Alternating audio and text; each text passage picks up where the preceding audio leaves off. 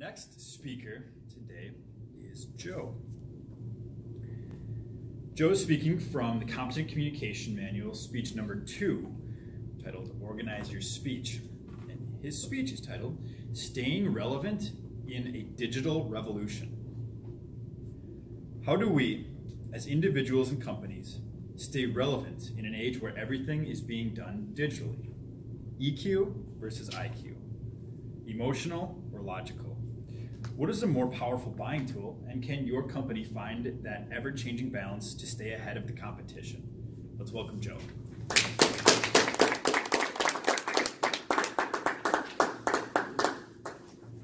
Thank you, Mr. Toastmaster, fellow Toastmasters. IQ, intelligence quotient. Words that we think of when we think of IQ. Knowledge, power, smarter, faster, right? So we think of the IQ, the highest IQ in your class, the highest IQ in the world. Computers. I'd like to talk to you today about how that relates to our commerce and our buying decisions every day. We buy so much of what we consume every single day as a country, as a world, online. Point, click, shows up in your inbox. What's the one company that has probably spearheaded that entire effort? Amazon? Amazon it is. 60 million Prime subscribers and growing. $135 billion in revenue last year. That's 40% of Walmart's revenue. Walmart is the largest retailer in the entire world. Data, speed, power, that's Amazon.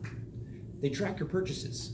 You push a button and it sends you what you ordered for a jug of toothpaste and some toilet paper. And it knows that you average 6 weeks between ordering those again. So it'll automatically send you more toilet paper in 6 weeks.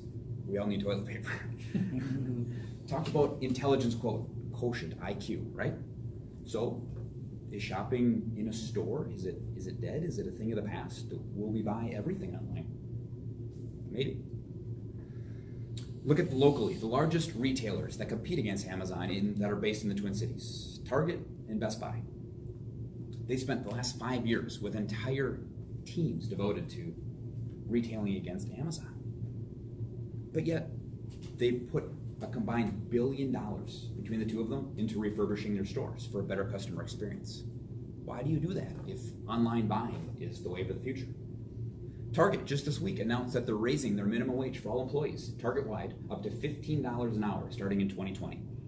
Why do you invest in your capital within your stores, your customer experience, if you believe that everyone is going to buy everything online going forward? They believe that there's still what we call an emotional quotient, an EQ, to buying in stores. Transition into my industry, banking. Just this week, Bremer Bank, based right here in the Lawson building, it's a 70-year-old bank. We're owned by the Otto Bremer Trust. We're a nonprofit. We're a bank that funnels all of our profits to the Otto Bremer Trust, which gives them away.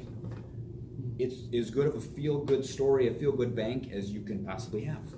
We announced this week we're closing 6 of our 20 branch locations effective end of the year. Why? Are we unhealthy?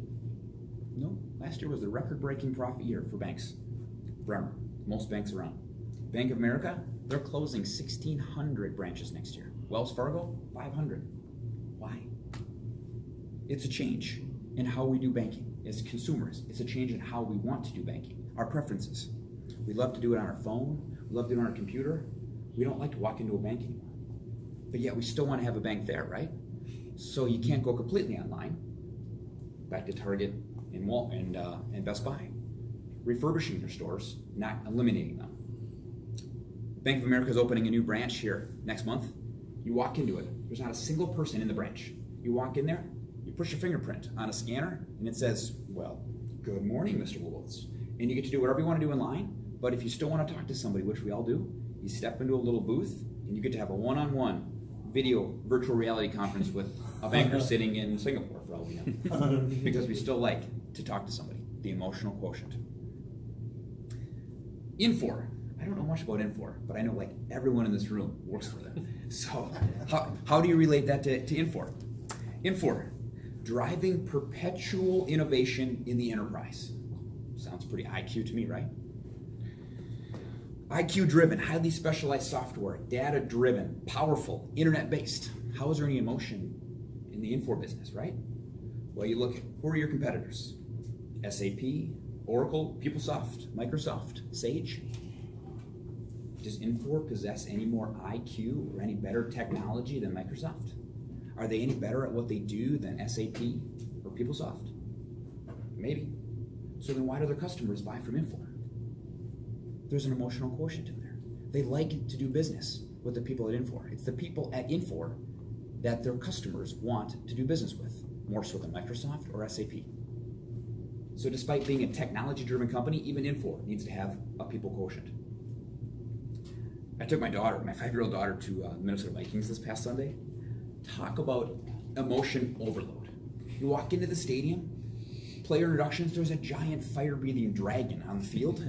There's bombs going off in the sky, there's cheerleaders, there's horns. It is, for a 5-year-old, and it's an emotion overload. But why do 1 million people pay $100 or more every Sunday to go to NFL games around the country? For the emotion, right? We can sit in front of our televisions at home and watch it for free. But yet you'll pay $150 a ticket to take your kid and spend $50 on suckers and beers for dad and everything else. It's a $350 venture. We made it barely to halftime before she wanted to go, right? It's expensive to have football. But why? For the emotion. To feel a part of it, to see it in person, rather than watching it on your couch. To circle back and close it out with Amazon, what we just described as the definition of IQ, the definition of technology, of a faceless, personless, unemotional purchase. We've all heard that Amazon, they acquired Whole Foods, $13 billion purchase for Whole Foods earlier this year. Why? Well, it's tough to deliver groceries through mail, right? And we all know where that's going. They want to be able to deliver groceries to your front door, but it's got to be fresh. There's still going to be a personal quotient there. Someone has to deliver those groceries to you.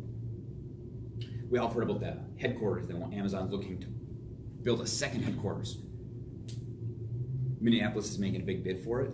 What we haven't heard about is Amazon wants to build 3 brick-and-mortar stores right here. So why would the internet retailing giant of the world want to build brick-and-mortar? Because even Amazon realizes that there is an emotional quotient to buying.